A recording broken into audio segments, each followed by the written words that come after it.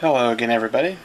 This is Nick with WatchTalkWorld.com, and what we have for review today is the Mido Ocean Star Automatic.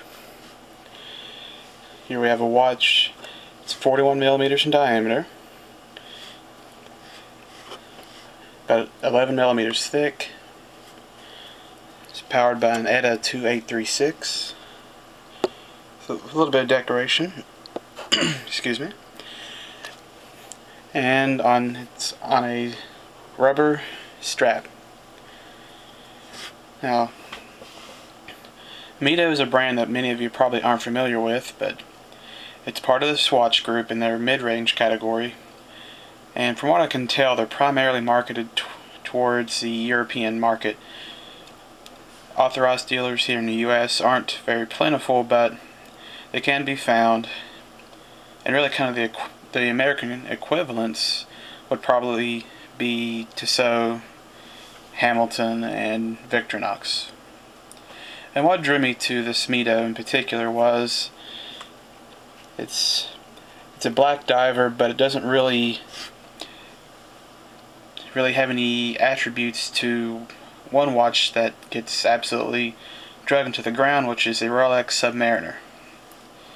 This watch was able to pull off an unique look without being too far out there, and really I think it's a classy looking diver. We have a 120 click bezel that's pretty easy to turn. I'm not a big fan of the plastic kind of sound it makes, but the action's smooth, there's no play to it, and it lines up just about perfect from what I can tell. I think I'm in between. That's better from what I can see. And one thing I like about the bezel is it's brushed. I kind of like the brushed bezels more than I do painted bezels. And while I can't tell if it's an insert, I mean, it just looks like there's a gloss over the bezel. I'm not sure, you guys might be able to see it. Kind of give you a side profile shot. It's pretty well done. Like I said, there's no play to it. It fits pretty close to the case, but pretty nice. I kind of wish the sound was a little better. It's not a Seiko Samurai or even the Seiko Monster, which really both have exemplary bezels. Another thing I like about the watch, especially on a black watch face, is a black date and day wheel. It just really kind of goes along with the kind of understated look of the watch. You just might be able to see here, this is a dive watch. It's not really, perhaps doesn't say diver anywhere on it, but it is a 200 meter water resistant watch. We've got the screw down crown, which being polished is kind of hard to tell on the camera. It's got a signed crown. Of course, we got a sapphire crystal. And one thing you might be able to notice is the anti-reflective coating, and really if I turn it a few different ways, the crystal almost becomes invisible, which is just a really cool effect and really nice on a black watch.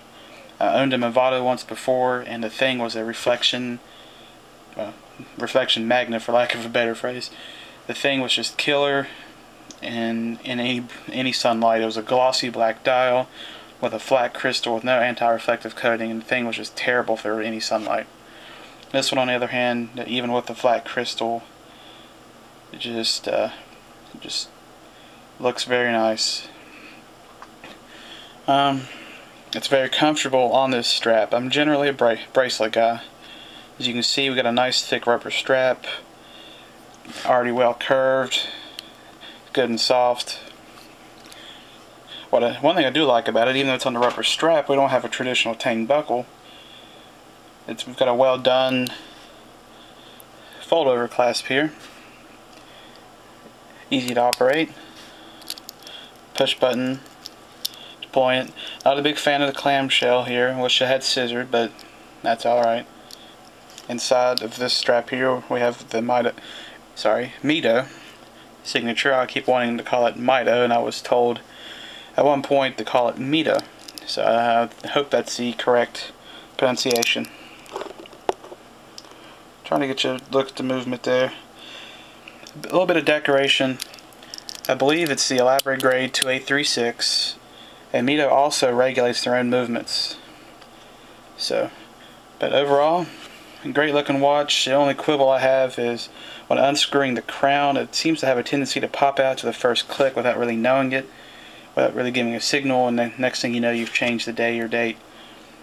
And screwing it in, the crown action and screwing is not quite as precise as I would like, but all the functions when pulled out work very well. But Mido is definitely a brand you should check out. For the price range, say $400 to $500, it really rivals a lot of more expensive watches I've had. But this is Nick with Watch Talk World. If you have any questions, come to our website and I'd be glad to talk to you. Thanks.